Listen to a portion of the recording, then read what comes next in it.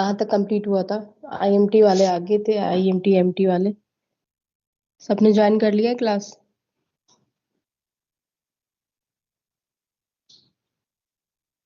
Class join कर ली है?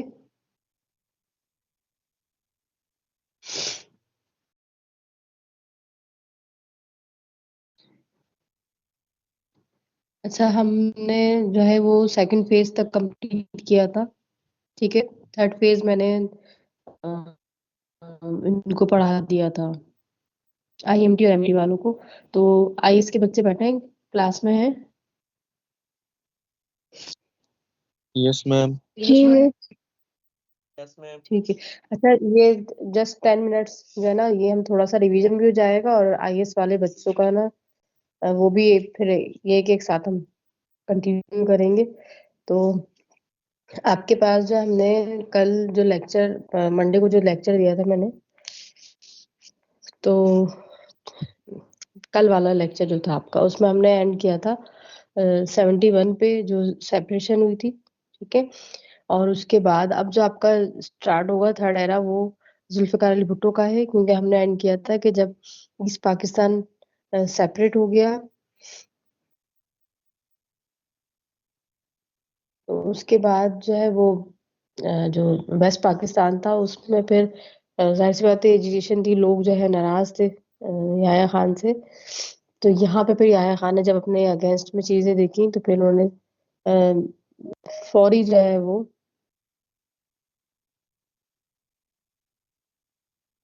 Resign कर दिया, ठीक है। और अपनी जितनी भी अथॉरिटीज थी वो जुल्फिकार अली भुट्टो के हैंड ओवर कर दी।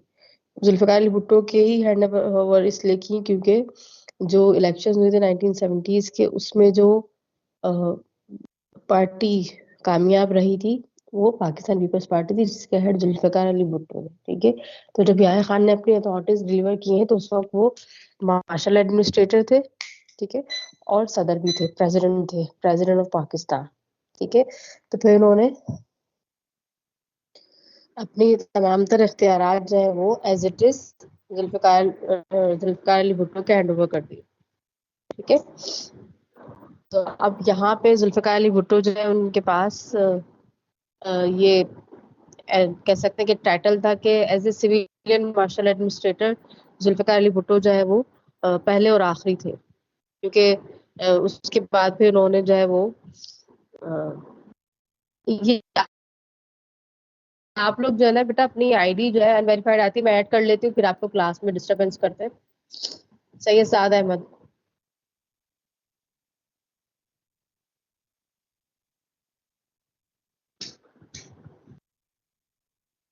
तो यहाँ पे फिर जुल्फिकार अली भुट्टो जो है वो, उन्होंने जब चार्ज लिया तो उसके बाद उन्होंने कॉन्स्टिट्यूशन मेकिंग का काम स्टार्ट किया, बट जब तक कॉन्स्टिट्यूशन नहीं था उस वक्त तक वो सिविलियन मार्शल एडमिनिस्ट्रेटर CMAL, ठीक है, civilian martial administrator MLA CMLA, और प्रेसिडेंट भी थे, ठीक। इससे इसके साथ फिर जब तक ये चीजें हो रही थी, तो after separation of east Pakistan 1972 में क्या हुआ कि 72 में शिमला एग्रीमेंट हो रहा है, ठीक है। इसके पिक्स में सेंड कर दूंगी आपको, हम शायद कर भी दिए। तो शिमला एग्रीमेंट जो है जुलाई 1972 में है। बेसिकली ये एग्रीमेंट जो था ये मतलब इंदिरा गांधी और जुल्फिकार अली भुट्टो जो है, ये दोनों जो प्राइम मिनिस्टर और प्रेसिडेंट थे, इनके दरमियान ये एग्रीमेंट हुआ शिमला में। और बेसिकली ये जो एग्रीमेंट है इसमें मुख्तलिफ चीजें थी। पहला तो ये था इसमें कि आप दोनों जो कंट्रीज है वो आपस के इख्तलाफात को ना कम से कम करने की कोशिश करेंगे, और जो इंटरनेशनल रिलेशन है उनको पीसफुली मेंटेन करने की कोशिश करेंगे, ताकि जो रीजनल पीस है वो भी स्टेबल हो सके, ठीक है। यानी इलाकाई अमन जो है, जो जिस एरिया में जिस रीजन में वो रह रहे, साउथ एशियन रीजन में, तो वहाँ पे भी पीस प्रोसेस जो है वो स्टेबल हो, मुस्तहकम हो सके। इसी तरह से फिर क्योंकि ज्यादातर जो इश्यूज होते हैं इंडिया पाकिस्तान के दरमियान वो कश्मीर के हवाले से थे, तो इसमें भी डिसाइड किया गया कि कश्मीर इशू जो है वो उसको रिजॉल्व करने की, पीसफुल रिजॉल्व करने की कोशिश की जाएगी, डायलॉग किए जाएंगे, और खास तौर पर जो इंटरफेरेंस है कश्मीर के अंदर, तो उसको अवॉइड किया जाएगा कि पाकिस्तान जो है वो इंटरफेयर ना करे कश्मीर में, ठीक है। इसी तरह से फिर इसमें खास तौर पे जो एक पॉइंट था शिमला एग्रीमेंट में वो ये था कि जो 95,000 प्रिजनर्स थे after separation of east Pakistan और after surrender of Pakistan army in the east Pakistan, तो वो जो जिन लोगों ने सरेंडर किया था और फिर वो पॉज यानी प्रिजनर ऑफ वॉर्स में काउंट हो रहे थे, तकरीबन 95,000 थे, इसमें सिविलियंस भी थे और मोस्टली जो है वो आर्मी के लोग थे। तो उसके हवाले से डायलॉग हुए कि इनको जो है विदाउट एनी ट्रायल जो है वो रिलीज किया जाएगा, और उसके लिए ज़रूरी है कि इनकी जो इन्फॉर्मेशन है कि कौन कौन लोग जो है वो उनकी कैद में है, उनकी जो लिस्ट है वो प्रोवाइड की जाएंगी, ताकि उसके हवाले से जो है वो फिर काम हो सके। ठीक है, तो Shimla agreement basically India Pakistan के दरमियान था। इसी तरह से इसमें भी एक पॉइंट था कि जो 16 दिसंबर को सेपरेशन हुई है इस पाकिस्तान की, 17 दिसंबर को जो सीज फायर लाइन डिक्लेयर हुए उस लाइन को एक्सेप्ट किया जाएगा, उसकी रिस्पेक्ट की जाएगी। मींस कि जो हिस्सा पाकिस्तान से अलग हो गया अब वो पाकिस्तान में काउंट नहीं होगा, जो कुछ बचा है अब वो पाकिस्तान है, पाकिस्तान की सरहद है, और इंडिया पाकिस्तान की सरहद जो डिक्लेयर हो गई, और जैसे ईस्ट पाकिस्तान सेपरेट हो गया तो इस चीज को जो है वो पाकिस्तान उसको एक्सेप्ट करेगा। ठीक है, इसी तरह से फिर 1973 में जो है वो दिल्ली एग्रीमेंट हो रहा है। इस एग्रीमेंट की खास बात है कि इसमें इंडिया, पाकिस्तान एंड बांग्लादेश, ये 3 कंट्रीज जो है वो शामिल है, और इसमें भी प्रिजनर ऑफ वार्स के हवाले से डिस्कशन हुई, बट ये प्रिजनर ऑफ वार्स जो थे ये बांग्लादेश में थे, और ये तकरीबन 145 थे, और पाकिस्तान जब इंसिस्ट कर रहा था बांग्लादेश से कि बांग्लादेश जो है इनको विदाउट एनी ट्रायल जो है वो रिलीज करे। इसी तरह से बांग्लादेश ये इंसिस्ट कर रहा था कि जो लोग पाकिस्तान में आना चाहते हैं पाकिस्तान उन लोगों को वेलकम करेगा। ठीक है, तो ये एग्रीमेंट हुआ, और इसमें बीच में जो है वो क्या बोलते हैं, इंदिरा गांधी जो इंडियन प्राइम मिनिस्टर थी वो इसमें शामिल थी। ठीक है, अच्छा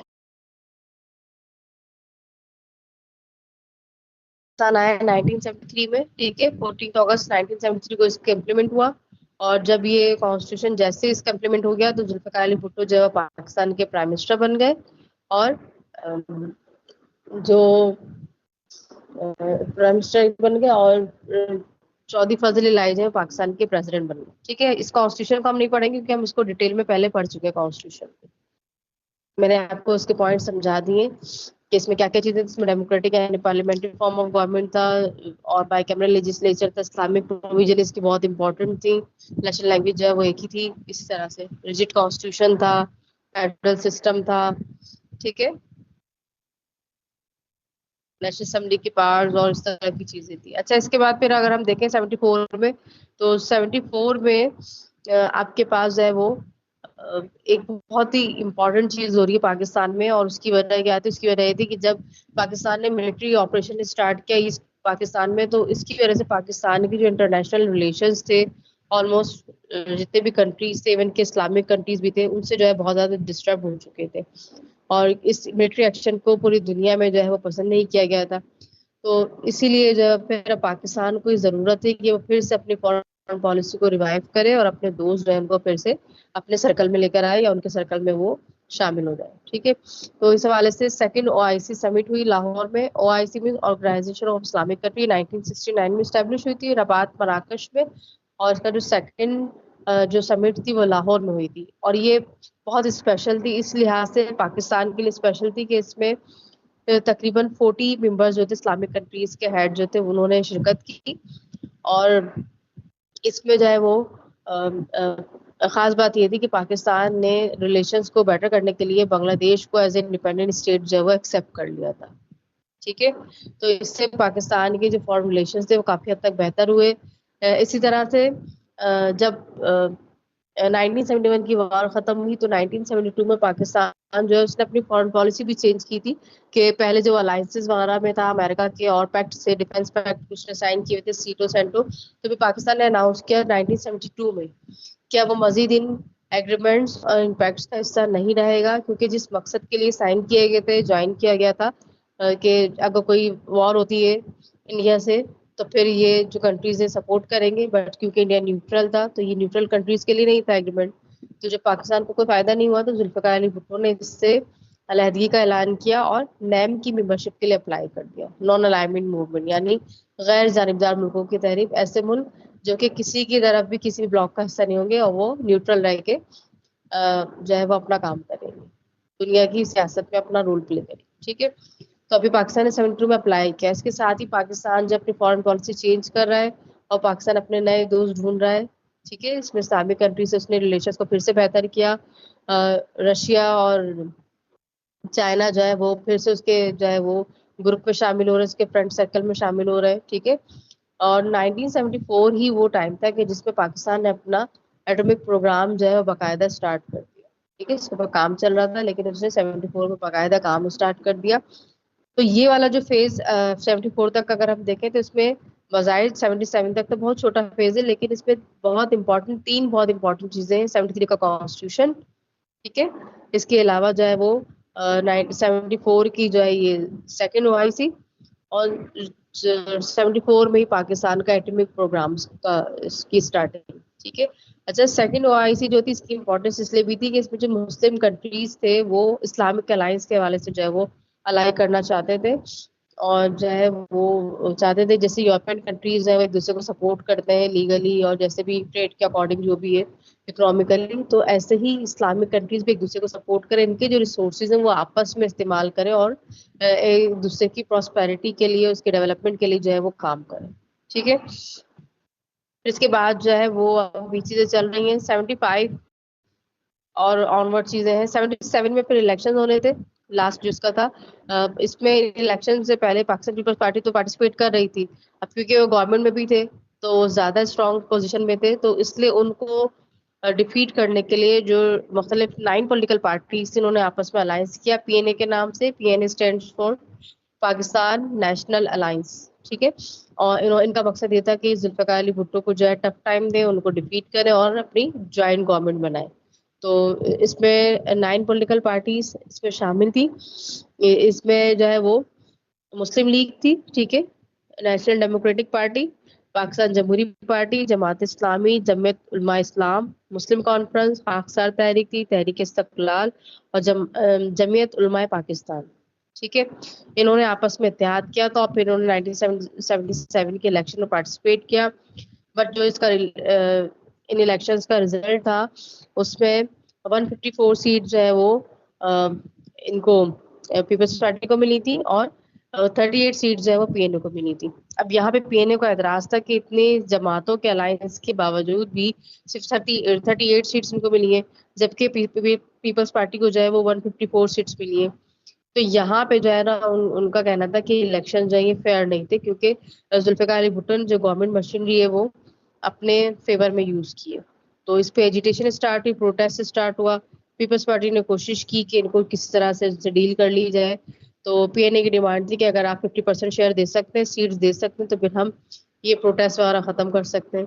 تو ظاہر سی بات ہے اگر گورنمنٹ مشینری یوز بھی ہوئی ہے, انفیئر مینز یوز بھی ہوئے, تو وہ کیوں پھر 50% سیٹس ان کو جو ہے وہ دی جائیں گی.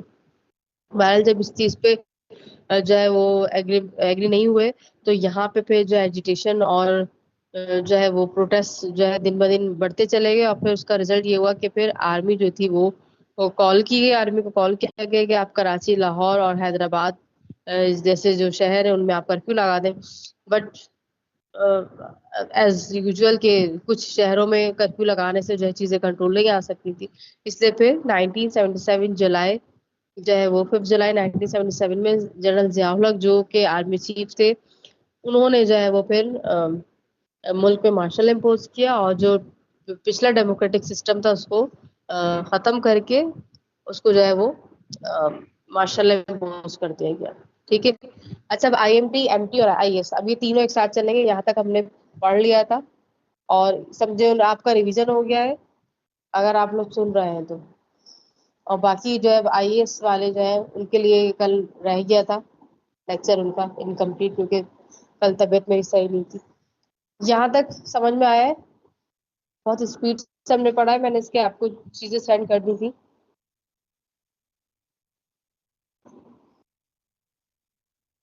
کلاس میں بیٹھے ہیں؟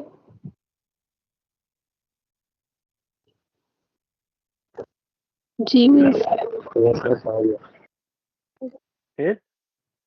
اگر سمجھ میں نہیں آیا تو سمجھنے کی کوشش کرنا, کیونکہ یہ چیزیں اس میں ہیں, ایسی چیزیں ہیں اس میں جو پیپر میں آ سکتی ہیں. اس فائنل میں آئیں گی, مڈ میں تو میں نے آپ کو IAS والوں کو بتا دیا, BS والوں کا بھی سلیبس ہم ڈسکس کریں گے اس کلاس کے بعد. جی کچھ پوچھتا ہے, کنٹینیو کریں.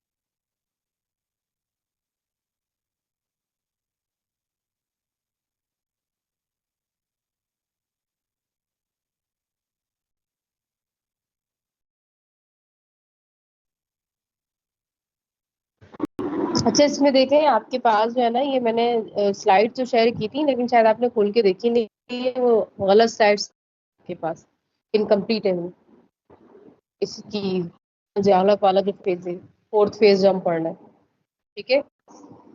تو اس میں میں نے یہ پکچر اس طرح سے سینڈ کی, لیکن میں کوشش کروں گی کہ میں آپ کو سلائڈ بھی اس کی شیئر کر دوں, ٹھیک ہے.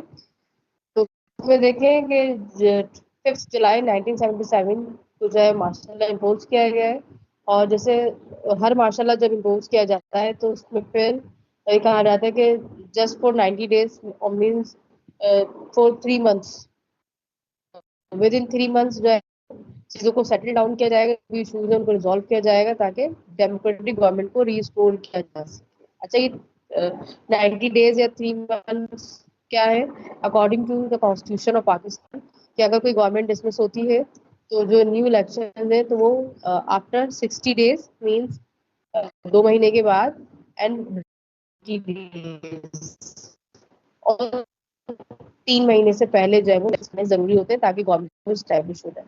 تو جب مارشل گورنمنٹ بھی آتی ہے تو وہ 3 مہینے کا ٹائم, 3 مہینے کے اندر جو چیزوں کو ریزالو کیا جائے گا. وہ الگ بات ہوتی ہے کہ 3 مہینے میں اپنے لیگل اور ایتھیکل ریزن جو ہے وہ ڈیفائن کر کے مزید اسٹیج ہے وہ کر لیتے ہیں, ٹھیک ہے. تو یہاں پہ بھی میں نے آپ سے کہا کہ 3 months کے حوالے سے بات کی جا رہی, بٹ اب اگر آپ اوپر سب سے اوپر محمد Zia ul Haq, 3rd martial law, July 1977 to August 1988, almost 11 years تقریباً, ٹھیک ہے, یعنی 3 مہینے اور 11 سال. تو اب اس پہ ظاہر سی بات ہے 11 سال کے اسٹے کے لیے تو بہت کچھ کرنا پڑا ہوگا. تو یہاں پہ پھر آپ دیکھیں کہ محمد ضیاء الحق save the country from a political catastrophe by imposing martial law on 5th July 1977. Historically speaking, it was the 3rd martial law of Pakistan since 1958. تو یہ جب سے پاکستان بنا تھا اس وقت سے لے کے اب تک جو ہے وہ پاکستان کا 3rd مارشل لا تھا. اب اس 1988 تک اگر آپ کاؤنٹ کریں 47 سے, تو کتنے سال تک ڈیموکریٹک گورنمنٹ رہ سکی آپ کے پاس؟ تو ہارڈلی جو ہے وہ اسٹارٹ کے 10 years آتے ہیں 47 سے 58, وہ 11 years ہو گئے آپ کے پاس. اس کے بعد پھر جو ہے وہ 72 سے لے کر اور 77 تک, ٹھیک ہے, 5 سے 6 سال وہ ہوگا آپ کے پاس. تو تقریباً 17 سال جو ہے آپ کے پاس ڈیموکریٹک گورنمنٹ رہی. اس کے بعد جو ہے موسٹلی اس پورے دوران 88 تک بات کر رہے ہیں ہم, تو اس میں جو ہے زیادہ تر ماشاء اللہ گورنمنٹ جو ہے وہ رہی, کیونکہ جو ڈیموکریٹک پارٹس یا آپ کی جو ڈیموکریٹک لوگ تھے وہ اس ڈیموکریٹک سسٹم کو صحیح چلانے میں ناکام رہے.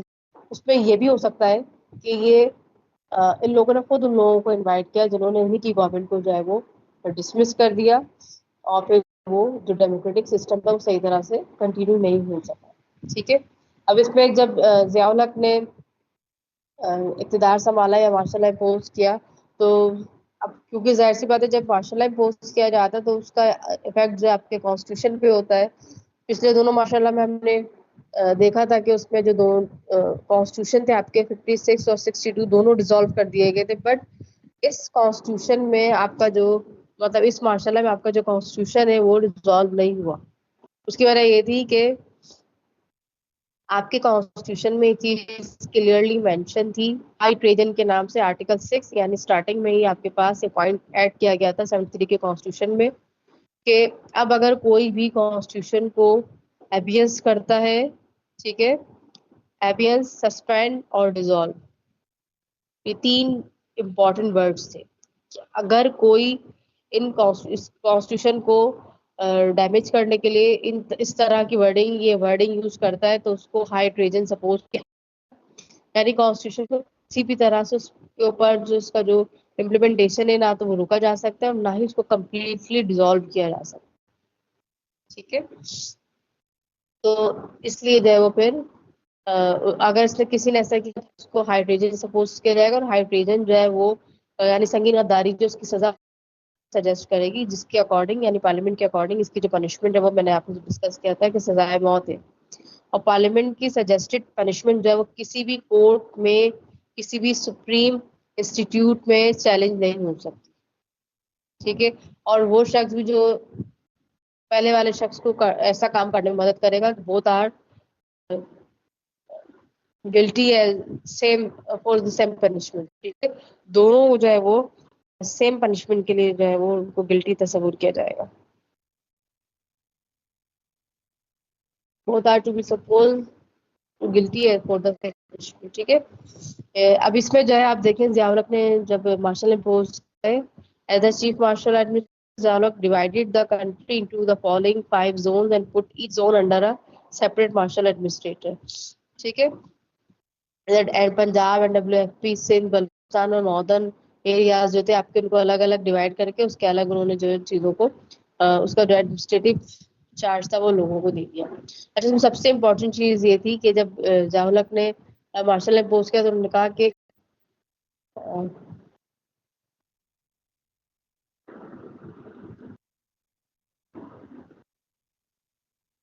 کہ جو الیکشن تھے 1977 کے اس پہ جو انفیئر مینس کا جو ٹیگ لگایا گیا تھا کہ انفیئر مینس یوز کیے گئے ہیں اور یہ فیئر الیکشن نہیں تھے، تو اس پہ جو ہے وہ اکاؤنٹیبلٹی پروسیس یعنی احتساب کا عمل جو شروع کیا جائے گا اور کوشش یہ کی جائے گی کہ جلد سے جلد جو ہے الیکشن کروا دیے جائیں. ٹھیک ہے، یہ جولائی سپٹمبر جو ہے 1977 کی بات ہے کہ اس میں جو بات کی جا رہی ہے. اسی طرح سے ابھی اناؤنس کیا ہے انہوں نے، اور اناؤنس کرنے کے تھوڑے دن بعد ہی جو ہے وہ جو پوسٹ پونمنٹ آف الیکشن ہے ضیاء الحق جو ہے وہ کر رہے ہیں. ٹھیک ہے، تو میں آپ کے ساتھ شیئر کر لوں.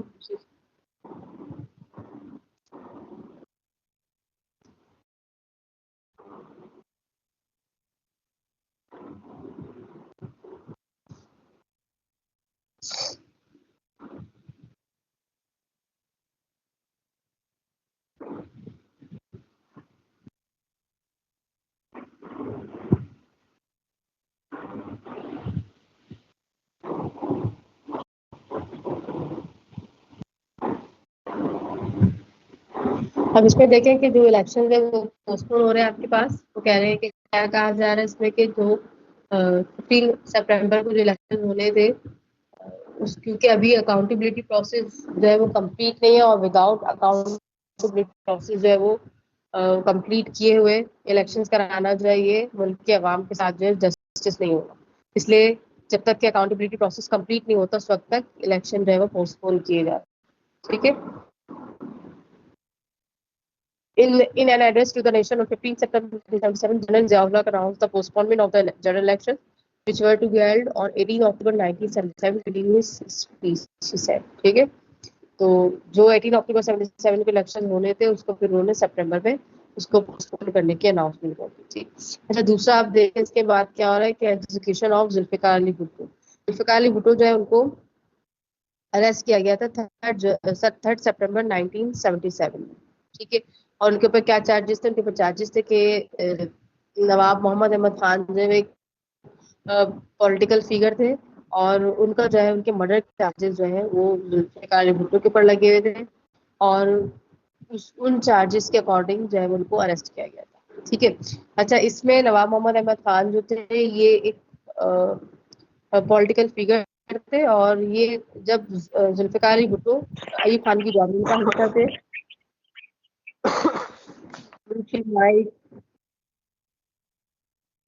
تو جب ذوالفقار علی بھٹو ایوب خان کی گورنمنٹ کا حصہ تھے ان کا جو اسٹائل تھا گورنمنٹ کرنے کا اور بات کرنے کا تو اسے بہت زیادہ انسپائر تھے نواب محمد احمد خان. اور ان کی خواہش تھی کہ اگر جیسے کوئی پولیٹیکل پارٹی بناتے ہیں یا ایک جو ہے کام کرتے ہیں تو یہ پھر ان کے ساتھ جو ہے کام کریں گے. تو جب 1967 میں پاکستان پیپلز پارٹی بنی تو نواب محمد احمد خان جو انہوں نے ان کو جوائن کیا. بٹ یہ جو فرینڈشپ تھی ان کی زیادہ دن تک نہ چل سکی اور پھر ان کے آپس میں جو ہے وہ کانفلکٹ ہوگا اور یہ ان سے الگ ہوگا. اسی دوران جو ہے مطلب کچھ ٹائم کے بعد یہ کسی تقریب میں شرکت کے لیے لاہور میں جا رہے تھے. راستے میں جو ہے ان کو ٹارگیٹ کر کے فائرنگ کی گئی اور ان کا مرڈر کر دیا گیا. تو ان کے جو بیٹے تھے احمد رضا خان قصوری, ٹھیک ہے, یہ بہت مشہور ہے پاکستان میں پولیٹیکل فگر ہے. احمد رضا خان قصوری جو ہے انہوں نے FIR جو ہے لانچ کی اور اس میں ذوالفقار علی بھٹو کو نامنیٹ کیا گیا تھا. ٹھیک ہے. اب اس وقت تو یہ کیس نہیں چلا, اس پہ بات نہیں, لیکن جب یہ رجیم چینج ہوا اور اس کے بعد جو ہے وہ پھر مطلب گورنمنٹ چینج ہوئی, ذوالفقار علی بھٹو کی گورنمنٹ ختم ہوئی, تو پھر اس کیس کی میں جو ہے وہ کیس کی چارجز کے اکارڈنگ ذوالفقار علی بھٹو کو اریسٹ کیا گیا. ان پہ کیس چلا اور یہ کیس جو ہے لاہور ہائی کورٹ, کیونکہ لاہور میں تھا, لاہور ہائی کورٹ میں چلا. اس پہ جو ہے وہ ایک لاہور ہائی کورٹ کے جو تھے جسٹس مولوی مشتاق, انہوں نے اس کیس میں جو ہے وہ ذوالفقار علی بھٹو کو پھانسی کی سزا سنائی. ٹھیک ہے. اب ان کے جو لائر تھے مسٹر یحییٰ بختیار, انہوں نے جو ہے وہ کیونکہ ہائی کورٹ کا فیصلہ تھا تو وہ ان کے پاس آپشن تھا کہ سپریم کورٹ میں جو ہے وہ اس کو اپیل کر سکتے تھے سزا کے خلاف. تو انہوں نے جو ہے وہ اپیل کی مارچ 1978 میں, اور جب انہوں نے اپیل کی تو اس کے رزلٹ میں جو ہے وہ اپریل 1978 کو جو ایک فل بینچ بنایا گیا, اس میں تقریباً 9 ججز شامل تھے. اور اس بینچ نے جو اس کی ہیئرنگ اسٹارٹ کی تو تقریباً یہ 20 مئی 1978 سے لے کر 20 اگست تک ہیئرنگ چلتی رہی. اور اس میں جو جسٹس تھے, چیف جسٹس سپریم کورٹ کے جسٹس انوار الحق اور باقی ادر جسٹس میں شامل تھے, انہوں نے جو ہے وہ اس پورے کاروائی کے بعد پورے جو ہے ہیئرنگ کے بعد جو ہے وہ کہا کہ جو لاہور ہائی کورٹ کا فیصلہ ہے وہ صحیح ہے. ٹھیک ہے. اچھا یہاں پہ اور اس کے بعد پھر 4 اپریل 1979 کو جو ہے ان کو ہینگ کر دیا گیا ذوالفقار علی بھٹو کو قتل کے الزام میں. اچھا اب اس پہ جو ہے وہ ہم دیکھتے ہیں, آپ نے بھی سنا ہوگا کہ یہ جو ذوالفقار علی بھٹو کی پنشمنٹ تھی, جو کیس تھا بہت زیادہ کانٹروورشل تھا. اس کے رہی تھی کہ پولیٹیکلی جو ہے وہ کہا جا رہا تھا کہ ان کو جو ہے وہ وکٹم پولیٹیکل وکٹم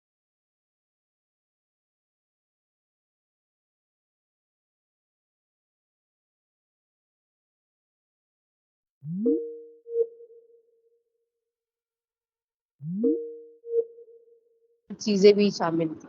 ٹھیک ہے. ذوالفقار علی بھٹو جو ہے وہ خود بھی اپنے جو ان کا کیس چل رہا تھا, جو ہیئرنگ ہو رہی تھی, وہ اس سے خود بھی سیٹسفائی رہے تھے. ان کے وہ اپنے جو چیف جو ان کے جو لائر تھے ان سے بھی وہ کسی حد تک ایک وقت پہ جو ہے وہ ناراض ہو گئے تھے. اور ذوالفقار علی بھٹو جو ہے وہ نہیں چاہتے تھے کہ وہ as a president Pakistan Zia الحق سے جو ہے وہ اپیل کرے کہ ان کی پنشمنٹ جو ہے وہ ختم کر دی جائے. ٹھیک ہے.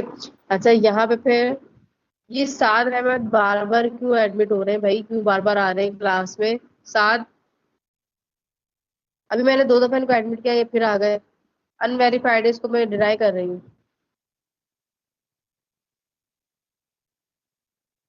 اچھا white paper of rigging in election, اس کے بعد آپ کے پاس ہیڈنگز آ رہی ہے. تو اس پہ وائٹ پیپر مطلب ایک اسپیشل آفیشیل ڈاکومنٹ ہوتا ہے جو کسی بھی کیس پہ یا کسی بھی امپورٹنٹ ایونٹ کے اکارڈنگ جو ہے وہ ایک جب انویسٹیگیشن وغیرہ کی جاتی ہے تو اس کی انویسٹیگیشن کے ہونے کے بعد ایز اے رپورٹ یا کسی بھی اہم معاملے پہ جو ہے وہ وائٹ پیپر جو ہے وہ ایشو کیا جاتا ہے. ٹھیک ہے.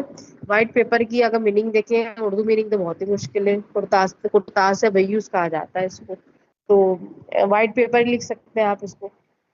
اب یہ جو وائٹ پیپر تھا یہ بیسیکلی جو 97 کے الیکشن میں جو بھی انفیئر مینز یوز ہوئے تھے اس کے حوالے سے انویسٹیگیشن کمپلیٹ ہوئی تھی اور اس کے اوپر جو ہے یہ ایشو کیا گیا تھا.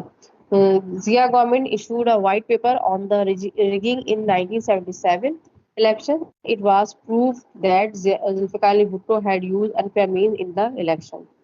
اور اس میں کہا گیا کہ یہ چیز پروو ہو گئی ہے کہ ذوالفقار علی بھٹو نے الیکشن میں انفیئر مینس یوز کیے. ٹھیک ہے, تو اس کا مطلب یہ کہ جو 77 تھے وہ نل اینڈ وائڈ ہو گئے, وہ کس کام کے نہیں رہے, اب پھر ری الیکشن ہو گئے. ٹھیک ہے.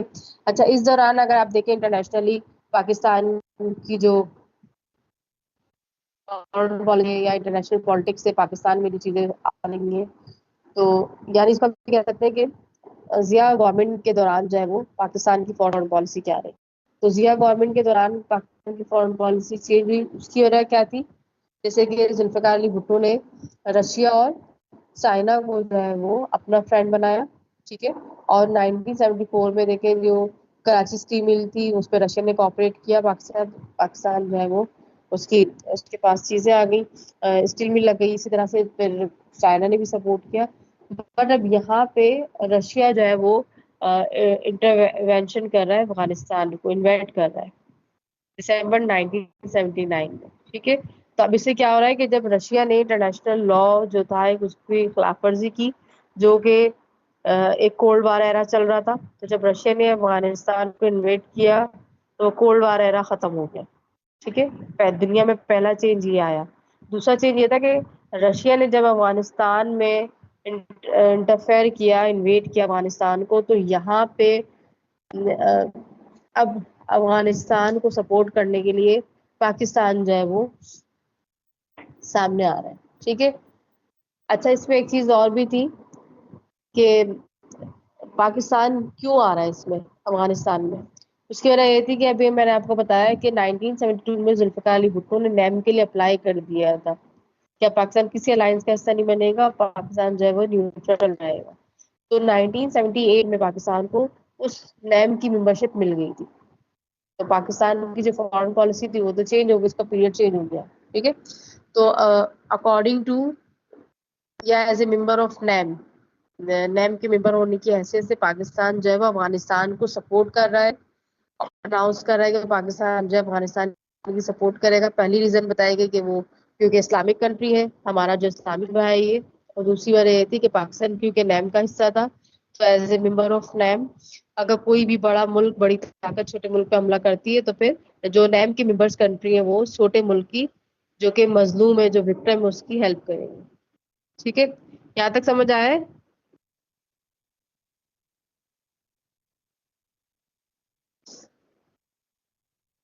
یہ امپورٹنٹ چیزیں لیکچر ہے, یا آپ کو غائب نہیں ہوا کرے.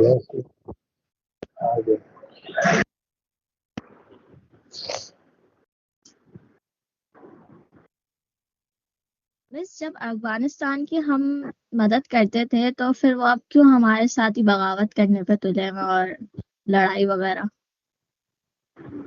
ایک منٹ.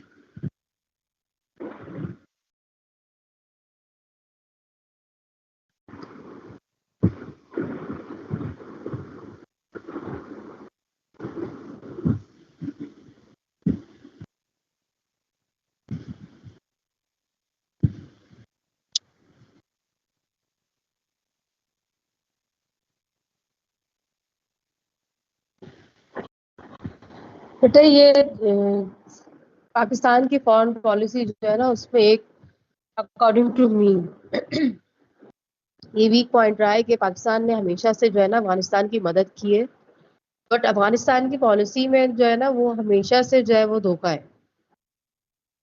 کیونکہ اب چاہے وہ نیم کے ممبر کے طور پہ کریں, آپ ایز اے اسلامک کنٹری کریں, یا پھر ہم نے پہلے پڑھا تھا کہ جب پاکستان نہیں بنا تھا ہسٹری تھی کہ مسلم جو ہے وہ افغانستان گئے, لیکن افغانستان والے جو ہے نا اس معاملے میں بہت ان کے دل چھوٹے ہوتے ہیں, اور وہ انہوں نے کبھی سپورٹ نہیں کیا پاکستان.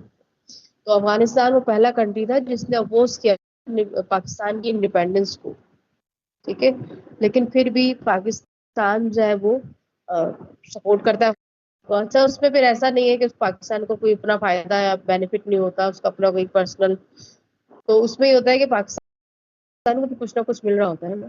تو اسی طرح سے جب اب پاکستان جو ہے, کیا وہ اتنا بڑا ملک تھا کہ وہ اکیلے افغانستان کو سپورٹ کر لیتا, وہ بھی رشیا کے اگینسٹ میں. تو یہاں پہ لازمی سی بات ہے کہ کوئی اور بھی ہوگا نا جو اس کو سپورٹ کر رہا ہوگا. تو یہاں پہ جیسے امریکہ تھا اور سعودی عرب تھا, اس طرح سے جو کنٹریز تھے وہ سپورٹ کر رہے تھے. جیسے سعودی عرب کے پاس پیسہ تھا, فنڈنگ کر رہا تھا. آج کے دور میں بھی آپ دیکھیں تو سعودی عرب جو ہے وہ فنڈنگ کر. اسی طرح سے امریکہ جو تھا وہ ویپن وغیرہ اس نے سپلائی کیے. تو امریکہ کا مفاد کیا تھا اس میں؟ امریکہ کا مفاد یہ رہا کہ امریکہ یہ چاہ رہا تھا کہ اگر رشیا جو ہے وہ افغانستان میں ہی ناکام ہو جاتا ہے, ٹھیک ہے, تو جو ابھی بیلنس ہے, پاور جو بیلنس ہے کہ ایک طرف رشیا اور ایک طرف امریکہ ہے, دونوں طرف سے بیلنس ہے چیزیں, تو پھر یہ ہوگا کہ رشیا کی طاقت ختم ہو جائے گی, میں صرف ایک ہی سپر پاور ہوگی, وہ ہوگا امریکہ. تو اس لیے اس کو پھر یہاں پہ موقع تھا کہ وہ پاکستان کو سپورٹ کرتا, پاکستان کے تھرو جو ہے وہ اپنے اس مقصد میں کامیاب ہو جاتا. اور سعودی عرب ہمیں پتہ ہے کہ زیادہ تر جو اس کا ٹریڈ کے حوالے سے اس کا اتنا زیادہ ڈیفینس پہ جو ہے اس کو ڈیفینس کے لیے نیڈ رہتی ہے, تو اس کو ایسے الائنس کر سکے. ٹھیک ہے, تو آج کے دور میں اب یہ اس دور میں دیکھیں اور آج کے دور میں دیکھیں اسی طرح سے سیم. اب جیسے ایران کا مسئلہ چل رہا ہے, تو ایران میں آپ دیکھیں ایران اور سعودی عرب کے تعلقات خراب ہیں. اس پہ لوگ یہ کہتے ہیں کہ مطلب کہ ان کے اگر مذہب کے حوالے سے دیکھیں تو فرقہ وارانہ جو ہے وہ اختلافات میں, فرقہ وارانہ اختلافات اپنی جگہ ہو سکتے ہیں لیکن وہ اتنے زیادہ اسٹرانگ نہیں کہ جس کی وجہ سے, یعنی مذہب کبھی بھی اتنا اہم نہیں رہا ہے دنیا کی سیاست میں. ہاں وقتی ضرورت کے لیے آپ نے اس کو استعمال ضرور کیا ہے سیاسی مفادات کے لیے, لیکن اس کے پیچھے ضرور جو ہے وہ سیاسی اور تجارتی مفادات رہا. ٹھیک ہے, تو اسی طرح سے ابھی بھی آپ دیکھ سکتے ہیں کہ اب جو تیل پہ سیاست ہو رہی ہے کہ تیل جو ہے ایران کے پاس ہے, سعودی عرب کے پاس ہے, دنیا میں جو تیل ہے اس پہ جو اس کا کنٹرول خاص جو خلیجی کنٹریز میں جو تیل موجود ہے اس پہ سعودی عرب جو ہے وہ اپنا کنٹرول کرنا چاہتا ہے. ٹھیک ہے, ابھی وہ ساری چیزیں جو ہم سنتے ہیں ہم پڑھتے ہیں وہ والی ساری چیزیں, تو اس کے حوالے سے اچھا اب اس پہ دیکھیں پھر اب پاکستان جو ہے افغانستان میں سپورٹ کر رہا ہے, افغانستان میں موجود ہے, ٹھیک ہے, اور افغانستان والے اس کو انٹرفیئر کرنے دے رہے ہیں کیونکہ وہ اس کو سپورٹ کر رہے ہیں. ٹھیک ہے, اب یہاں پہ پھر اس میں اس کی ڈیٹیل لکھی ہوئی پکچر میں آپ اس کو دیکھ لیجیے گا کہ جو ہے وہ کتنے ٹینکس اور ایئر کرافٹ وغیرہ جب وہ انٹر ہوئے پاکستان میں, اس میں افغانستان میں, اس کے بعد جو ہے وہ کس طرح سے جو ہے وہ فورسز بنائی گئی اور کہاں کہاں جو ہے وہ Soviet occupation of Kabul continue till 1988 یعنی 77 سے لے کر یہ 78 سے لے کر اور 88 تک جو ہے یہ کنٹینیو رہا. ٹھیک ہے, اچھا دوسری طرف اب جو ہے وہ فیڈرل کیبنٹ بنائی جا رہی ہے 1981 میں فیڈرل کیبنٹ بنی ہے, اس کے ممبرز بھی اس میں آپ کے پاس شیئر ہو رہے ہیں. MRD اب یہاں پہ ایک نیا الائنس بنتا ہے. ٹھیک ہے, اچھا اس میں انہوں نے ضیاء الحق نے جب مارشل نے پوچھ کیا تو جیسے کہ یحییٰ خان کے دور میں ایوب خان کے دور میں تھا کہ پولیٹیکل پارٹیز پہ پابندی لگا دی گئی تھی, لیکن ضیاء الحق کے دور میں فوری طور پہ جو ہے وہ پولیٹیکل پارٹیز یا پولیٹیشینز پہ پابندیاں نہیں لگائی گئی. کچھ پولیٹیشینز کو جو ہے وہ ہاؤس اریسٹ کیا گیا تھا, صرف کسٹڈی میں رکھا گیا تھا, وہ بھی اس وقت تک جب تک کہ اکاؤنٹ پروسیس چل رہا تھا, اس کے بعد ان کو ریلیز کر دیا گیا تھا.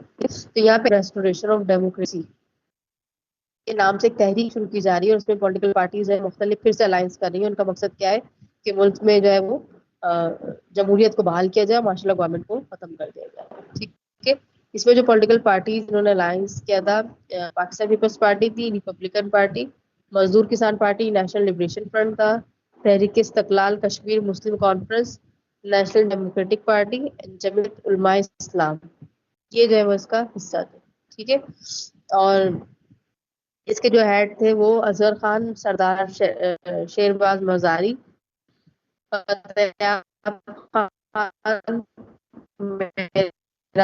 محمد خان, سردار عبدالقیوم خان اینڈ یہ پارٹیز کے پرومیننٹ رہتے اس MRD کو, اس تحریک کو. ٹھیک ہے, اچھا اس میں یہاں پہ اب آپ دیکھیں کہ کیونکہ کانسٹیٹیوشن میں فی الحال جو ہے وہ عمل درآمد روکا, اس کا اگینسٹ کیا گیا ہے, تو اس میں مجلس شورا کے نام سے ایک جو ہے وہ مجلس ایک فیڈرل کونسل جو ہے بنائی جا رہی ہے اور اس میں تقریباً 350 ممبرز ہیں. ٹھیک ہے. اور اس کے پاس جو ہے وہ بہت ہی امپورٹنٹ رسپانسبلٹیز تھی. یہ 10 جنوری 1982 میں بنائی جا رہی ہے. ٹھیک ہے. اور اس میں پہلا کام یہ to assist the government in its efforts to speed up the Islamization process. کہ یہ پہلا کام کرے گی کہ گورنمنٹ جو اسلامائزیشن پروسیس یعنی اسلامی نظام لانا چاہ رہی ہے پاکستان میں, اس کو تیزی سے لانے میں پھیلانے میں جو ہے یہ مجلس شورا جو ہے وہ ہیلپ کرے گی گورنمنٹ کی. ٹھیک ہے. دوسرا پوائنٹ ہے کہ to propose steps to the government for setting up an Islamic society in the country. میں اسلامی معاشرہ بنانے میں کیا چیز ہو سکتی ہے, کون سے ہیلپفل ہو سکتے ہیں, اس حوالے سے جو ہے وہ گائیڈ لائن بھی پرووائڈ کرے گی اور ہیلپ بھی کرے گی گورنمنٹ کی. ٹھیک ہے. ملک میں اسلامائزیشن پروسیس کو اسپیڈ اپ کرنا ہے. ٹھیک ہے. اس کا کام پہلا کام. دوسرا کام یہ کہ ایک اسلامی معاشرہ بنانے میں کیا کیا کس طرح سے ہیلپفل ہو سکتی ہیں, کیا کیا چیزیں جو ہیلپفل ہو سکتی ہیں, اس کے حوالے سے بھی یہ گائیڈ لائن پرووائڈ کرے گی. ٹھیک ہے. اس کے بعد پھر اب دیکھیں لوکل باڈیز الیکشن ہو رہے ہیں آپ کے پاس. یہ ضیاء الحق کے دور کے local bodies election.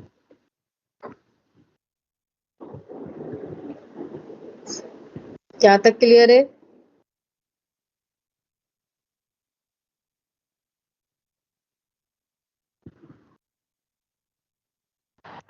Yes, ma'am.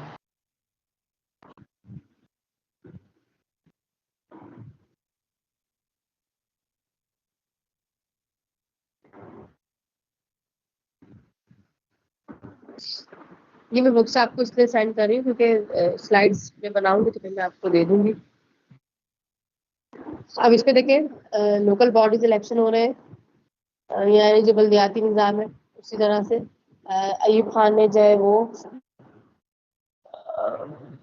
جو بی ڈی سسٹم کے نام سے انٹروڈیوس کروایا تھا, یہ لوکل باڈیز الیکشن جو ہے اس کو کاؤنٹ کر رہے ہیں. یحییٰ خان کے دور میں نہیں ہو سکتا تھا کیونکہ اس دور کے حالات جو ہے زیادہ خراب تھے. ٹھیک. یہاں پہ یہ 93 ہے اور اس کا جو ریزلٹ آیا ہے کہ 71,767 ممبرز جو تھے مختلف میونسپل کارپوریشن کے وہ اس میں الیکٹ ہونے. ٹھیک ہے. پھر اس کے بعد پولیٹیکل پلان آف ضیاء رجیم. اب اس میں دیکھیں کہ اب کے آنے کا تھا, انہوں نے اناؤنس کیا تھا کہ ہم ملک میں جو ہے وہ تھوڑے سے ٹائم کے لیے آئے ہیں اور ڈیموکریٹک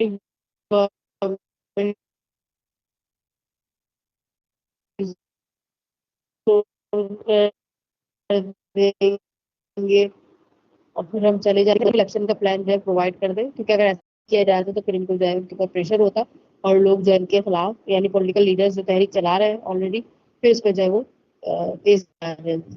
تو یہاں پہ پولیٹیکل پلان کیا ہے ضیاء الحق کا کہ اب ملک میں جو ہے وہ 12 اگست 1983 میں آ رہا ہے کہ نیو الیکشنز کرائے جائیں گے. ٹھیک ہے. اور ان الیکشن کی خاص بات یہ ہے کہ پہلی بات تو یہ کہ ایڈلٹ فرنچائز کی بیس پر ہوگا. ٹھیک ہے. مینس ہر وہ سٹیزن جو کہ 21 ایئرز اولڈ ہے وہ اس میں پارٹیسپیٹ کرے گا. ٹھیک. اور دوسری بات اس میں یہ کہ یہ جو الیکشن ہوں گے یا جو الیکشن سے یہ نان پارٹی بیس الیکشن, مطلب سیاسی جماعتوں پہ سیاست دانوں پہ پابندی تو نہیں لگائی, لیکن کوئی بھی سیاسی جماعت ایز اے پارٹی جو ہے وہ الیکشن میں پارٹیسپیٹ نہیں کرے گی, اور نہ ہی کوئی بھی ممبر جو ہے وہ اپنی کسی بھی پارٹی سے ایفیلیشن کو جو ہے وہ شو کرے گا. اور انڈیویجول کیریکٹر بیس جو ہے یہ الیکشن ہوں, یعنی جو شخص اس کا جو کردار ہے اس کا جو اپنا پرسنل کیریکٹر ہے اس کی بیس پہ وہ الیکشن میں پارٹیسپیٹ کرے گا. ٹھیک ہے. پھر 2 پارٹس میں الیکشن ہونے تھے, پہلے پروونشل اسمبلیز کے جو ہے سینٹرل پہلے سینٹرل کے پھر پروونشل کے. ٹھیک ہے. اس کے بعد پھر اس کے لیے خاص انسٹرکشنز تھی کہ اس کا جو الیکشن کیمپین ہے بہت شارٹ ٹائم پیریڈ کے لیے چلایا جائے گا, اور جو ویمن رائٹس ہیں اس کو جو ہے فلی پروٹیکٹ کیا جائے گا. سیٹ جو ریزرو ہے وہ ریزرو رہیں گی, اور جو سیپریٹ الیکٹوریٹ سسٹم ہے فور مائنورٹیز وہ بھی کنٹینیو رہے گا. ٹھیک ہے. اس کے بعد پھر اب الیکشن تو اناؤنس ہو گئے, یہ تو ڈیموکریٹک گورنمنٹ کے اناؤنس ہو رہے ہیں نا کہ پرائم منسٹر بنے گا. اس میں اگر پرائم منسٹر بن جائے گا تو پھر ضیاء الحق کا اسٹیٹس کیا ہوگا, ظاہر سی بات ان کو پھر جانا ہوگا, ریزائن کرنا ہوگا. تو اب یہاں پہ الیکشن سے پہلے ضیاء الحق جو ہے ایک نیشنل ریفرینڈم کرا رہے ہیں. ٹھیک ہے. اور یہ نیشنل ریفرینڈم جو ہے نا بیسیکلی یہ پریزیڈنٹشپ کے لیے کہ پریزیڈنٹ جو ہے وہ الیکٹ ہوگا, اس کے بعد پھر پرائم منسٹر جو ہے وہ ڈیموکریٹک گورنمنٹ بن جائے گی. اب ڈیموکریٹک اگر ضیاء الحق اس میں ایز اے پریزیڈنٹ الیکٹ ہو جاتے تو پھر ڈیموکریٹک گورنمنٹ میں کوئی بھی آئے, کوئی بھی گورنمنٹ میں سے ضیاء الحق کو جو ہے وہ فرق نہیں پڑتا پہلی بات.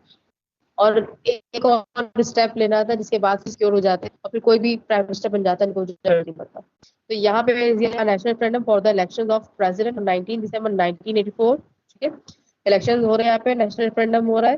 During the referendum, the people were asked whether they endorsed the process initiated Zia ul Haq for bringing laws of Pakistan in conformity with the injunctions of Holy Prophet, Holy Quran, and the Sunnah. The people were told that if their answer was in the affirmative, then it's mean that they supported the policies of the government. The result of referendum. اب اس پہ سوال کیا پوچھا گیا ان سے لوگوں سے, referendum میں یس اور نو والے کوشچن ہوتے ہیں نا, کہ اگر آپ نے یس کیا تو مطلب کہ وہ فیور میں چلا گیا, اور نو کیا تو مطلب آپ اس کے اگینسٹ ہے. تو یہاں پہ سوال یہ پوچھا گیا تھا کہ کیا آپ اس فیور میں ہیں کہ جو ملک میں اسلامائزیشن پروسیس اسٹارٹ کیا ہے گورنمنٹ نے تو وہ صحیح ہے اور اس کو کنٹینیو ہونا چاہیے. تب گورنمنٹ تو ضیاء الحق کی تھی فی الحال, تو آپ اس میں اگر لوگ یس کرتے تو اس کا مطلب یہ تھا کہ وہ کی بات ایگری کر رہے ہیں. تو جو اسلامائزیشن پروسیس تھا, جو جس پہ اسلامک جو رولز ریگولیشن تھے اس کو بہت زیادہ اسٹرکٹلی جو اس کو فالو کروایا جا رہا تھا. ٹھیک ہے, تو لوگ جو ہے وہ کہتے ہیں کہ بھائی جو ہے لوگ نماز سے پابند ہو گئے, آفس ہوتی ہے, کوئی اگر رمضان میں جب کھلے عام کھاتا پیتا ہے تو اس کو پنش کیا جاتا ہے. تو بظاہر جو سوسائٹی تھی وہ اسلامک رولز ریگولیشن پہ جو ہے وہ چل رہی تھی. تو اس میں تقریباً 97.71% جو تھا انہوں نے یس کہا تھا.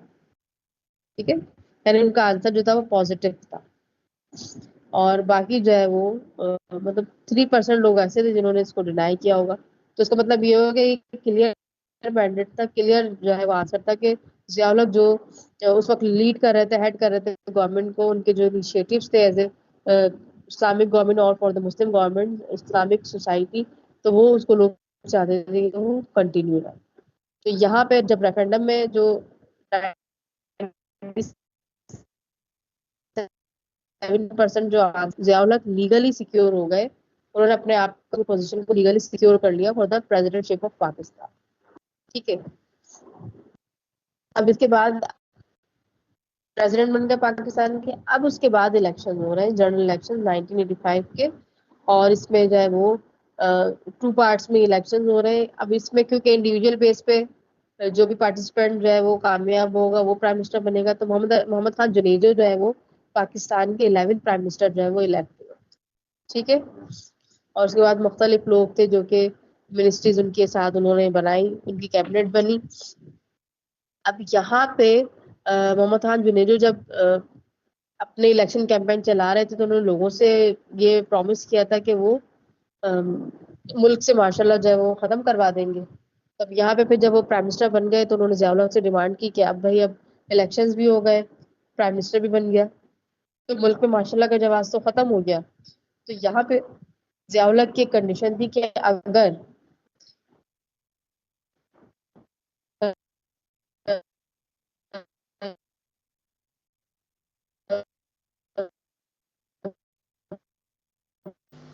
میم آپ کی آواز صحیح نہیں آ رہی ہے.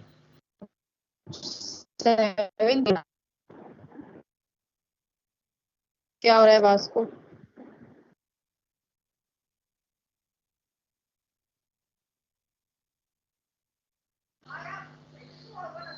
اب آ رہی ہے؟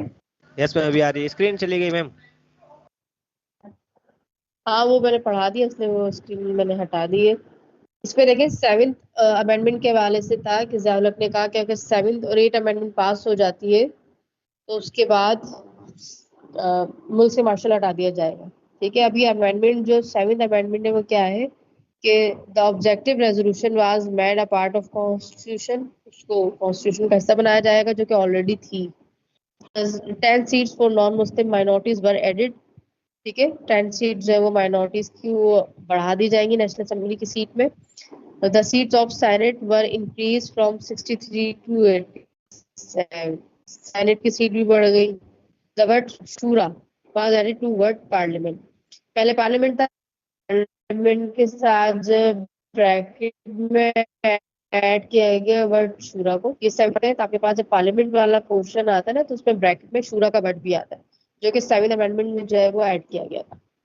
इसके बाद फिर the tenure of the presidentship of Ziaul was increased to 5 years by giving constitutional cover to the referendum of 1984. ठीक है, जो प्रेसिडेंटशिप थी उसका टाइम पीरियड जो था 4 साल से बढ़ा के 5 साल कर दिया गया और इस तरह से ये रेफरेंडम के थ्रू जो ज़ियाउल हक प्रेसिडेंट बने पाकिस्तान के उसको जो है वो एक आईनी तहफ़्फ़ुज़ फराहम कर दिया गया. ठीक है, the powers of the president were increased और जो सदर के इख्तियारात थे वो बढ़ गए.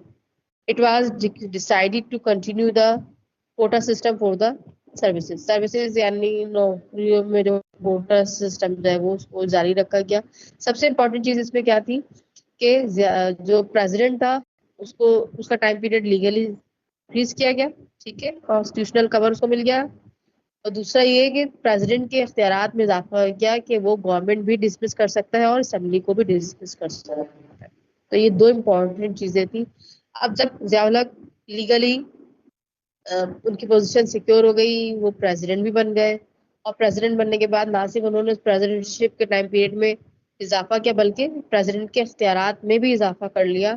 तो उसके बाद अब माशाल्लाह का जवाब तो ख़त्म हो चुका था. तो यहाँ पे उन्होंने बज़ाहिर ये जो है वो जाहिर किया कि मोहम्मद खान जुनैदो की जो डिमांड थी माशाल्लाह हटा दिया जाए. उसको जो है वो एक्सेप्ट कर लिया गया और जो है माशाल्लाह हटा दिया गया लेकिन अपनी पोजीशन को लीगली सिक्योर करने के बाद. यानी अब प्राइम मिनिस्टर रहे भी तो भी उसका कोई फायदा नहीं. ठीक है, इसके बाद जब लीगली हर काम हो गया सारी पोजीशन जो है क्लियर हो गई सिक्योर हो गई तो फिर जो 1973 का कॉन्स्टिट्यूशन था उसको फिर उसको रिस्टोर करने का काम स्टार्ट किया गया. ठीक है, इसी तरह से फिर इसमें जो है वो प्रोविंशियल गवर्नमेंट वगैरह बनी, जो गवर्नमेंट बनी उसके साथ प्रोविंशियल गवर्नमेंट भी बन गई. सबसे इम्पोर्टेंट चीज़ तो मैं यहाँ पे आपको शेयर कर रही हूँ ना इसमें इसके जो इस्लामाइजेशन प्रोसेस में जो ज़ियाउल हक ने चीज़ें इंट्रोड्यूस करवाई ना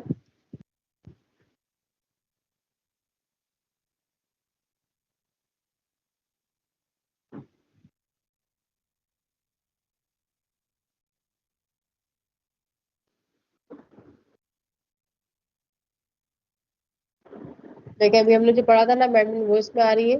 ठीक है, जो फिर प्रोविंशियल गवर्नमेंट बनी वो आ गई. इस्लामाइजेशन प्रोसेस बाय ज़ियाउल हक. अब ये प्रोसेस जो शुरू हो रहा है ये इम्पोर्टेंट है. इसमें जो चीज़ें जैसे हुदूद ऑर्डिनेंस था, ज़कात उशूर था, फेडरल शरीयत कोड थी, उलमा कन्वेंशन था, सीरत कॉन्फ्रेंस थी, इस्लामिक यूनिवर्सिटीज. ठीक है, mute your mic. Islamic banking system, Islamic ideological council, मजलिस शूरा, ज़कात फाउंडेशन, काजी कोर्ट्स, कादियानीज ऑर्डिनेंस, निज़ाम सलात, शरीयत बिल, शरीयत ऑर्डिनेंस. ठीक है, इसकी पिक्चर्स मैं आपको शेयर कर दूंगी अभी. तो उसके बाद ना आप इसको डिटेल में पढ़ लेना. जैसे ज़कात उशूर का निज़ाम था कि ज़कात जैसे 2.5% ज़कात दी जाएगी, इस तरह की चीज़ें जो इसमें मेंशन की गई. हुदूद ऑर्डिनेंस था, Zia regime promulgated Hudud Ordinance on 10 February 1979 through which Islamic Penal Code replaced the existing laws regarding offences of theft, robbery, डकैती, adultery and drinking. ठीक है, इसमें जो एक नॉर्मल जो कोड थी जो हमारे पास पहले से उसको रिप्लेस करके जो है वो ये जो इदारा था ये कायम किया गया. ठीक है, इस्लामिक पैनल कोड बनाया गया और इसमें जो चीज़ें जो मुकदमात सुने जाते थे उसमें चोरी डकैती और इसमें जो है वो जैसे लोग ड्रिंक वगैरह करते हैं या और जो दूसरी चीज़ें थी उसमें पे उस हवाले से केसेस वगैरह सुने जाते थे. ठीक है, फिर ज़कात और उशूर ऑर्डिनेंस जो था इसमें क्या था कि 20 जून 1980 को जो है वो इसको करवाया गया था और इसके लिए जो सेंट्रल ज़कात फंड था वो कायम किया गया था और हर वो साहिब इस्तिताअत मुसलमान जिसके पास जो है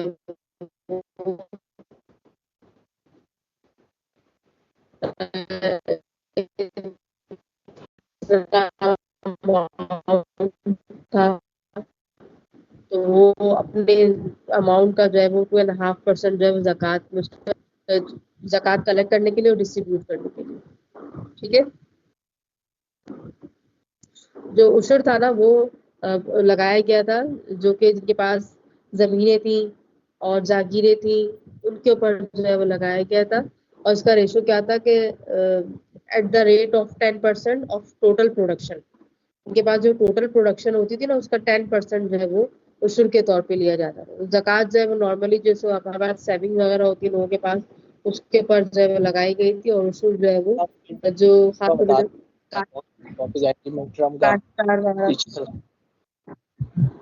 ٹیچر آپ مڈ ٹرم کا بتا دیں کون کون سی ٹاپک آئے گی. کیا کہہ رہے ہو؟ میں کہہ رہا ہوں کہ مڈ ٹرم کا بتا دیں آپ کون کون سی ٹاپک آئے گی. ابھی آپ لیکچر اسٹاپ کر دیں, لیکچر نہیں پڑھے.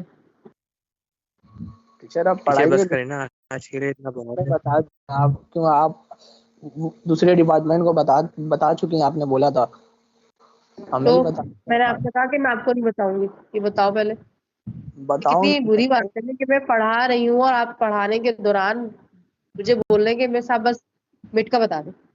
اگر میں بول دوں میں نہیں بتا رہی تو پھر کیا کروں؟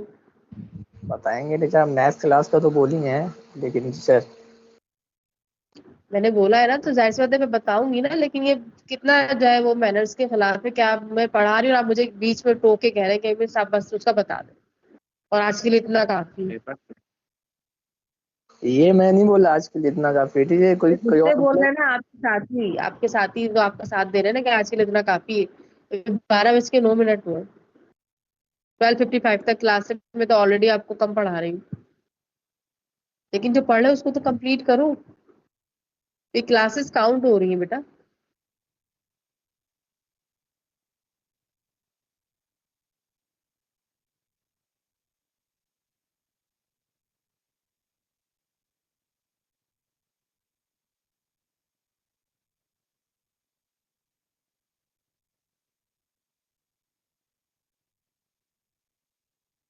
سمجھ آ رہی ہے بات؟ اس طرح سے پڑھو گے تو کچھ بھی فائدہ نہیں ہوگا. ابھی یہ ٹاپک کمپلیٹ کر دوں میں تاکہ آئی ایس کے بچے چلے جائیں کلاس سے. ٹھیک ہے. اور پھر آپ کی کلاس ڈسٹرب نہ ہو. پھر خالی میں آئی ایم ٹی اور ایم ٹی کے بچوں سے جو ہے پیپر بتاؤں گی. اب میں پیپر بتا دوں تاکہ آپ لوگ کلاس جو ہے وہ آن لائن کر کے اور آپ غائب ہو جائیں. تو صبر کر لو تھوڑا سا. ٹھیک ہے. میم یہ اٹینڈنس پھر ہماری کل بھی نہیں لگی. کل لگا تو دی میں نے اٹینڈنس آپ کی لگی ہوئی ہے. میم آن لائن لگی ہوگی, آپ نے ویسے لی نہیں تھی. نہیں لگتی بیٹا اٹینڈنس. اچھا اس میں دیکھو اب تھوڑا سا جلدی سے اس کو کور کر لو. ٹھیک ہے. علماء کنونشن تھا. اسی طرح سے تبلیغ, اس میں جو تبلیغ کمیٹی, تعلیمی کمیٹی, نفاذ اسلام تھا, مرشد کمیٹی تھی, قانونی کمیٹی تھی, تنظیم مسجد کمیٹی, اس طرح کی چیزیں. پھر سیرت کانفرنس جیسے ہوتی ہے ہر سال ہوتی ہے تو وہ جو ہے وہ اسی دور میں سٹارٹ ہوا تھا. ٹھیک ہے. اسلامک یونیورسٹیز جو ہے وہ اسٹیبلش کی گئی تھی 1981 میں. اس میں جو ہے وہ اس کا مقصد کیا تھا کہ اس میں بھی ہائر ایجوکیشن کو جو ہے وہ انٹروڈیوس کروانا تھا. اس کے بعد پھر Islamization, Islamic banking system introduce کروایا گیا. اسلامک آئیڈیالوجیکل کونسل تھی. ٹھیک ہے. اس کا مقصد کیا تھا 1981 میں بنائی گئی تھی. اس میں جو ممبرس تھے وہ بڑھائے گئے تھے, 20 ممبرس کے ہو گئے تھے.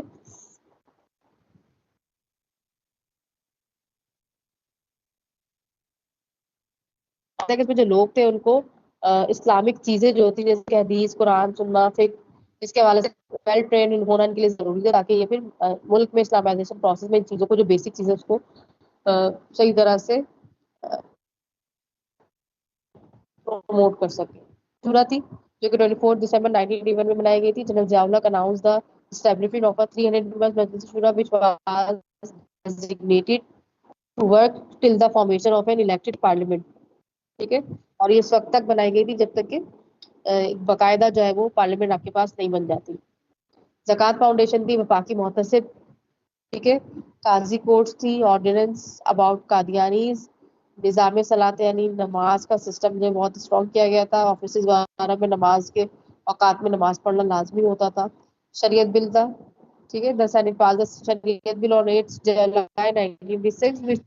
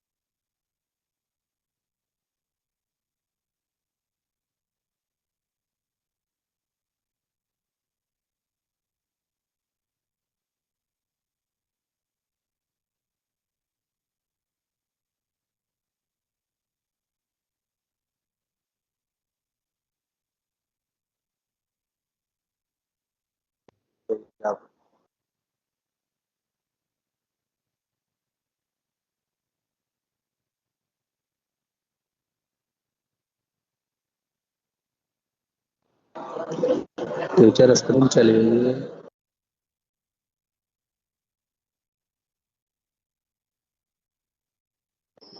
ہاں مجھے پتا ہے, میں کلاس میں ہی ہوں بیٹا. اسکرین ویسے بھی وہ نہیں آ رہی تھی نا, جو میں پڑھا رہی ہوں آپ کو. اچھا یہاں پہ میں ابھی آپ سے شیئر کرتی ہوں اسکرین دوبارہ, اس کی بس اینڈ چل رہا ہے اس کا. ٹھیک ہے, یہاں پہ دیکھیں شریعت آرڈیننس, شریعت بل وغیرہ تھا, اس کو آپ سینڈ کروں گی تو آپ اس کو اچھی طرح پڑھ لینا. یہ اسلامائزیشن پروسیس جو ہے نا, یہ پورا اچھی طرح سے آپ کو پتا ہونا چاہیے اور آپ کی سمجھ میں آنا چاہیے. ٹھیک ہے, اس کی وجہ یہ ہے کہ ضیاء الحق کا جو اصل جو ٹائم پیریڈ تھا, اس میں جو اصل چیز تھی وہ یہی اسلامائزیشن پروسیس تھا, اور انہوں نے اسی اسلامائزیشن پروسیس کی بیس پہ 11 سال تک رول کیا ہے پاکستان. ٹھیک ہے, اور اگر آپ جیسے کمپیریزن کرتے ہیں اور لوگوں سے جب کمنٹس لیتے ہیں تو ضیاء الحق کا ٹائم پیریڈ جو تھا ایز اے ماشاء اللہ, جو تھرڈ ماشاء اللہ تھا, اس کو زیادہ پسند اس لیے کیا جاتا ہے کہ اس میں جو اسلامک پروسیس جو اسٹارٹ کیا گیا تھا نظام مصطفیٰ کے نام سے, اس کے حوالے سے لوگ جو ہے وہ مطمئن تھے کہ چلو ملک میں جو ہے نظام مصطفیٰ یا اسلامی نظام جو ہے وہ انٹروڈیوس کروایا جا رہا ہے, سزائیں وغیرہ دی جا رہی ہے اس طرح سے. تو یہ بہت امپورٹنٹ ہے اس والے ٹاپک کے اندر. اگر میں نہیں آ رہا ہے فائنل میں تو آئے گا, تو یہ سوچ کے اگنور مت کیجیے گا, کیونکہ یہ چیزیں میں ریپیٹ نہیں کروں. آپ بے دلی سے اس کو نہیں پڑھیں, کیونکہ یہ چیزیں آئیں گی پیپر میں, ابھی نہیں آ رہی تو بعد میں آئیں گی, تو بعد میں میں آپ کو ریپیٹ تو نہیں کر سکتی, ٹائم نہیں ہوگا, ہم آگے بڑھیں گے. ٹھیک ہے, اس کے بعد جب یہ ساری چیزیں ہو گئی, لیگلی پوزیشن بھی سیکیور ہو گئی, تو پھر اس میں جو ماشاء اللہ تھا وہ اس کو ہٹا دیا گیا. ٹھیک ہے, 1985 میں. اور کیونکہ اب اس ماشاء اللہ کا کوئی جواز نہیں تھا. یہاں پہ پھر جو محمد خان جنیجو تھے, انہوں نے اپنی گورنمنٹ میں جو ہے وہ 5 پوائنٹس دیے.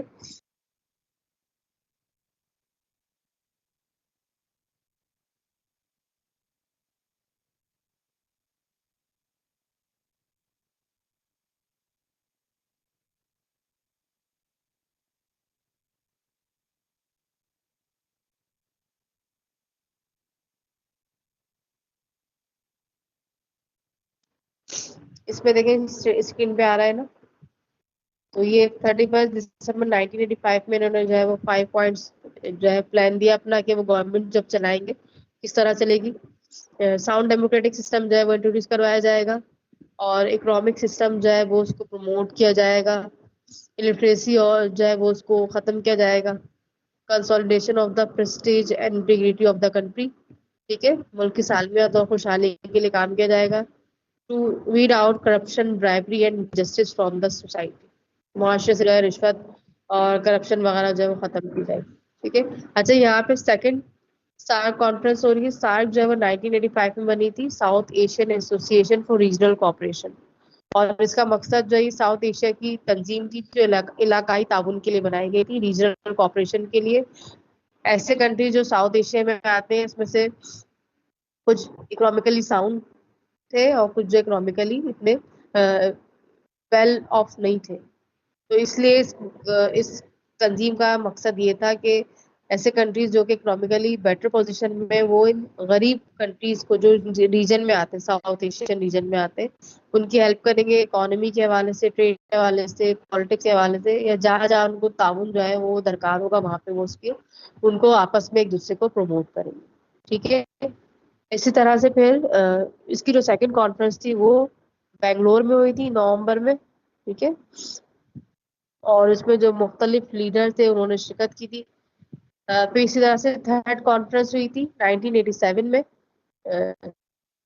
ویری نیکسٹ ایئر جو کٹمنڈو نیپال میں ہوئی تھی. ٹھیک ہے. اور اس میں جو ہے نا انہی کانفرنسز میں افغانستان کو جو ہے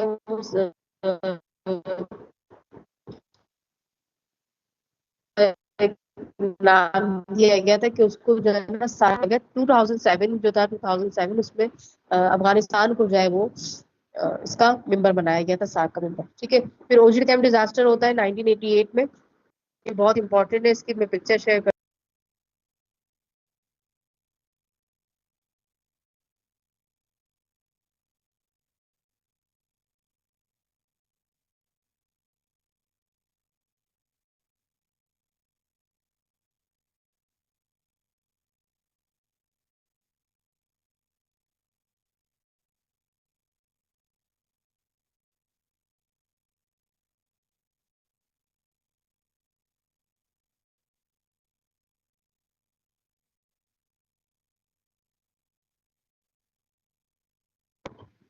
اب یہ دیکھیں جو اوجی کیمپ ڈیزاسٹر تھا نا یہ اوجی کیمپ ڈیزاسٹر 10 اپریل 1988 کو یہ کیا تھا یہ ایک کیمپ تھا جو ایمینیشن ڈپو تھا جہاں پہ پاکستان کا جو اسلحہ رکھا ہوا تھا. اور یہ راولپنڈی اور اسلام آباد کا جو ایریا تھا یہ وہاں راولپنڈی میں جو ہے وہ یہ کیمپ موجود تھا جہاں پہ 10 اپریل 1988 میں جو ہے نا ایکسپلوژن ہوا. ٹھیک ہے. اور اس میں جو اسلحہ تھا وہ بڑی تعداد میں جو ہے وہ تباہ ہو گیا. ٹھیک ہے. اچھا کیونکہ ایکسپلوژن بہت بڑا تھا اسلحہ تھا یہاں پہ جو ہے وہ چیزیں رکھی ہوئی تھی اس طرح سے تو اس کا جو افیکٹ تھا وہ اسلام آباد تک ہوا.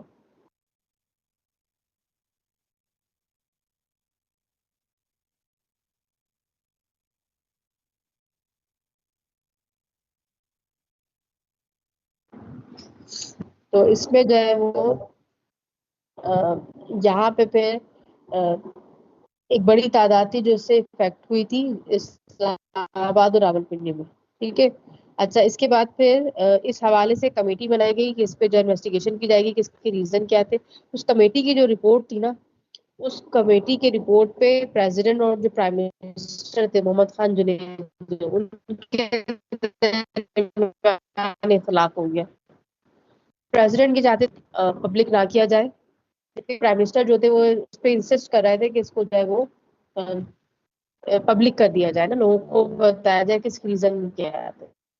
تو اس بات پہ آپت ہوئے اور ضیاء الحق نے جو ہے وہ محمد خان جنیجو کی گورنمنٹ کو ڈسمس کر دیا کیونکہ ان کے پاس تو یہ اتھارٹی تھی اختیارات تھے 7 اور 8 امینڈمنٹ کے اکارڈنگ کہ جس کے ذریعے وہ گورنمنٹ ڈسمس کر سکتے تھے. اور اس کے بعد پھر ایک پروویژنل گورنمنٹ بنا دی عارضی حکومت بنائی گئی 29 مئی 1988 کو. اور میں پنجاب میں اور سندھ میں اختر علی اور بلوچستان میں ظفر اللہ جمالی جو ہے ان کو چیف منسٹر جو ہے نامنیٹ کیا گیا.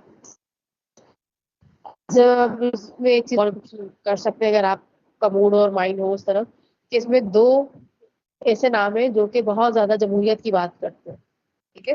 ایسے پرومیننٹ فیگرز ہیں کہ ڈیموکریسی ڈیموکریسی ڈیموکریسی ہونی چاہیے اور جو لوگ ہیں جو ایڈمنسٹریٹر ہوتے ہیں جو عامر ہوتا ہے وہ ایسے نقصان پہنچاتا ہے. بٹ آپ یہ دیکھیں کہ وہ خود جو آ رہے ہیں وہ ماشاء اللہ پیریڈ میں ہی آ رہے ہیں. ٹھیک ہے. اور انہوں نے ہمیشہ ان لوگوں نے جو ہے وہ آرمی گورنمنٹ سے فائدے اٹھائے. اور یہ جو ساری چیز ہوتی ہے کیا ہوتی ہے کہ یہ لوگوں کو بیوقوف بنانے کے لیے ہوتی ہے. ٹھیک ہے. اچھا اس کے بعد کچھ ٹائم کے بعد ہی جو ہے اب یہ 88 میں گورنمنٹ بننی ہے. مئی میں اپریل میں یہ حادثہ ہوا ہے. اس کے بعد پھر مئی میں جو ہے وہ عارضی حکومت بن رہی اور 17 اگست 1988 کو جو ہے وہ ضیاء الحق طیارہ حادثہ ہے اس میں ڈیتھ ہو جاتی ہے. ٹھیک ہے. ابھی جو طیارہ حادثہ تھا نا یہ ایک بہت بڑا ایک انسیڈنٹ تھا اور اس میں کیونکہ आर्मी चीफ थे जनरल ज़िया-उल हक, और इनके बाद वाले जो 5 जनरल्स थे वो भी इसमें उनकी डेथ हो गई तैयारा हादसे में। इसी तरह से फिर जो है वो 5 ब्रिगेडियर्स थे, 14 क्रू मेंबर्स थे, और सबसे इम्पोर्टेंट चीज़ ये कि अमेरिका का जो एम्बेसडर था वो भी इसी तैयारे में मौजूद था। तो ये तमाम के तमाम जो है वो इस हादसे में जो है वो उनकी डेथ हो गई थी। ठीक है, लेकिन सबसे इम्पोर्टेंट चीज़ ये कि जैसे ज़िया-उल हक जो है वो उन्होंने डिजास्टर की इन्वेस्टिगेशन को पब्लिक नहीं होने दिया, इसी तरह से इनकी जो तैयारा हादसा इसकी तो प्रॉपर इन्वेस्टिगेशन ही नहीं हो सकी। इवन कि जो अमेरिका इतना ज़्यादा शोर करता है कि रेमन डेविस ने एक आम शहरी का कत्ल किया और वो उसको निकाल के ले गया पाकिस्तान से, लेकिन इस हादसे में उनके अपने एम्बेसडर की डेथ हुई और उसने उस हादसे की इन्वेस्टिगेशन के ऊपर जो है वो शोर नहीं किया। ठीक है, तो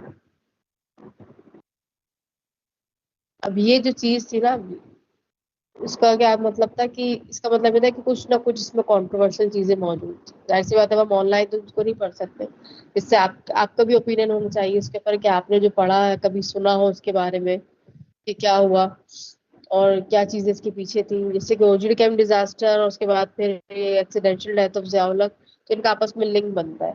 ठीक है, तो फिर हम जब आप अगर आप इंटरेस्ट लेंगे, पूछना चाहेंगे तो फिर इसको डिस्कस कर लेंगे, अदरवाइज जो है वो फिर हम इसको यहीं पे स्टॉप कर देंगे। ठीक है, जो जल्दी में और जो जल्दी में नहीं, उन आज का लेक्चर समझ में आया है?